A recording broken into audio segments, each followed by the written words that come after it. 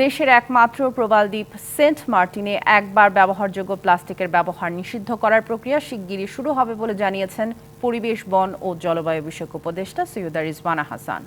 দুপুরে সচিবালয় ব্রিফিংয়ে এ কথা জানান তিনি। উপদেষ্টা বলেন, সেন্ট মার্টিনকে বাঁচিয়ে পর্যটন চালু থাকতে কোনো অসুবিধা নেই, নিরাপত্তার সংকট নিয়ে উদ্বেগের কোনো কারণ নেই। এছাড়া সেন্ট মার্টিনে পর্যটকদের যেতে নিবন্ধন করা, রাতে থাকা নিষিদ্ধ করা দ্বীপবাসীদের জন্য নির্দেশিকা নতুন কিছু না।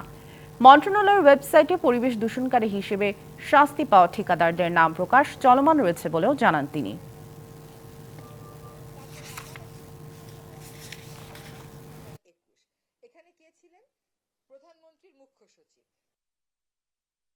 সেন্ট মার্টিন দ্বীপে কয়েকটা সিঙ্গেল ইউজ প্লাস্টিক নিয়ে যাওয়া যাবে না।